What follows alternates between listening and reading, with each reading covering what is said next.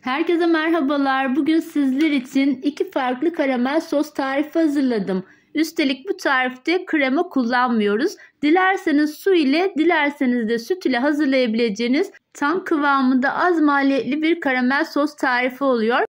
Bu karamel sos tariflerimi dilerseniz sütlü tatlılarınızda, dilerseniz triliçe yapımında gönül rahatlığıyla kullanabilirsiniz. Tüm püf noktaları anlatmış olduğum bu karamel sosu tariflerimin hemen detaylarına geçiyorum. İyi seyirler dilerim.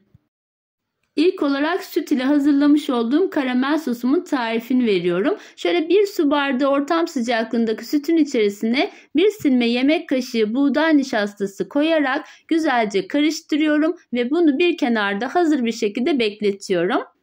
Karamel sos yaparken mutlaka çelik bir tava kullanmanızı öneririm. Bu sayede şekerin eridiğini de rahatlıkla görmüş olacaksınız. Şöyle çelik tavamın içerisine 1 su bardağı şekeri döktüm ve bu aşamada hiçbir şekilde kaşık kullanmadan kısık ateşte ağır ağır şekerimin erimesini sağlıyorum.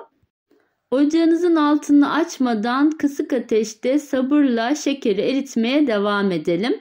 Şöyle ben ara ara tavamı da sallayarak içerisindeki şekeri güzelce eritiyorum ve bu aşamadan sonra tahta kaşıkla güzelce karıştırarak tüm şekerin eşit bir oranda erimesine yardımcı oluyorum. Eğer harlı ateşte ya da orta ateşte şekeri eritirseniz şekeriniz yanar ve karamel sosunuz acı bir lezzeti olur. Tüm şeker güzelce eridi ve sıvı bir kıvam aldı. Şöyle bir dolu yemek kaşığı olacak şekilde içerisine tereyağı ekliyorum. Tereyağı da ekledikten sonra güzelce eritiyorum. Tüm tereyağı eridikten sonra öncesinde hazırladığım nişastalı sütlü karışımı mutlaka şöyle bir karıştırdıktan sonra karamel sosumun içerisine döküyorum. Bu aşamada nişasta dibine çökeceği için mutlaka karıştırın. Sütü döktükten sonra buhar çıkacağı için bu aşamada dikkatli olun lütfen. Çıkan buharla eliniz yanmasın. Şöyle tahta kaşık kullanarak ve sürekli karıştırarak karamel sosumu koyu bir kıvam elde edinceye kadar karıştırmaya devam ediyorum. Zaten çok kısa bir sürede de karamel sosunuz koyulaşmış olacak. Bu aşamada dilerseniz çırpma teli de kullanabilirsiniz ama ben seri bir şekilde tahta kaşıkla karıştırdığım için çırpma teline ihtiyaç duymadım. Gördüğünüz gibi kısa bir sürede de güzelce pürüzsüz bir kıvam aldı. Krema kullanmadan sadece süt ve nişasta ile yapmış olduğum bu karamel sosu ben triliçe yapımında kullandım. Onun da tarifi kanalımda mevcut. Dilerseniz açıklamadaki linki tıklayarak onu da izleyebilirsiniz.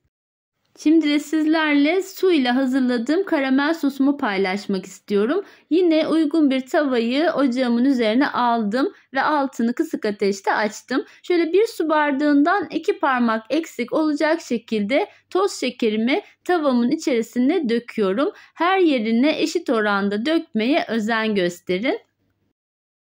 Şöyle tavamı da sallayarak güzelce eşitledikten sonra kısık ateşte ağır ağır yine şekerimi eritiyorum. Şöyle ocağımın da nasıl yandığını yakından size göstermek istiyorum. Ocağın en kısık ayarında sabırla yavaş yavaş şekeri eritelim ki şekerimiz yanmasın, karamel sosumuz da acı olmasın. Evet, şekerimiz yavaş yavaş kenarda erirken biz de içerisine karıştıracağımız sulu nişastalı karışımı hazırlayalım. Bunun için küçük bir kasenin içerisine şöyle 2 tatlı kaşığı olacak şekilde nişastamı döktüm. Sonrasında da üzerine yarım su bardağı suyumu ilave ediyorum. Suyu ekledikten sonra içindeki nişasta pürüzsüz bir kıvam alıncaya kadar güzelle çatalla karıştırıyorum ve bunu bir kenarda bekletiyorum. Evet, tava içerisindeki şekerim de yavaş yavaş ağır ateşte eridi. Şöyle son kalan şekeri de güzelce spatula ile karıştırarak eritiyorum.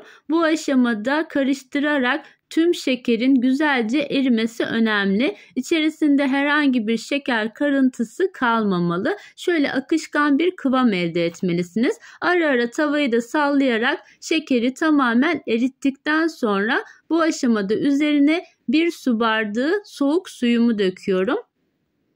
Ben toplamda 1 su bardağı ve yarım bardaktan biraz daha az olacak şekilde su döktüm. Suyu döktükten sonra şekeriniz böyle koyulaşacaktır, sertleşecektir. Bu aşama gözünüzü korkutmasın. İçerisine eklediğimiz su kaynadıkça bu şekerler de eriyecek ve böyle kaybolacak içinde. Evet, karamel sosumun bu şekilde içindeki şekeri de eridikten sonra kenardaki nişastayı ilk olarak güzelce tekrar çırpıyorum ve sonrasında içerisine ekliyorum. Şöyle çırpma teliyle de sürekli karıştırarak koyu bir kıvam elde edinceye kadar karıştırma işlemine devam ediyorum. Nişastalı karışımı ekleyince zaten çok kısa sürede karamel sosu da koyu bir kıvam alacaktır. Gördüğünüz gibi bu kıvama geldikten sonra ve üzeri de göz göz olup kaynamaya başlayınca artık karamel sosumu da ocaktan indiriyorum. Hazırlamış olduğum bu karamel sosunda katı yağ ya da tereyağı da kullanmadım. Ben bu şekilde yaparak bu karamel sosunu da sütlü tatlıların üzerine döküyorum.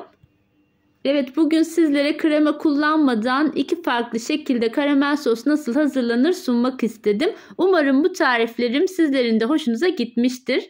Videomu faydalı bulduysanız eğer beğenmeyi ve kanalıma hala abone değilseniz abone olmayı unutmayın lütfen. Başka güzel tariflerde yeniden görüşmek üzere. Hoşça kalın, sağlıcakla kalın.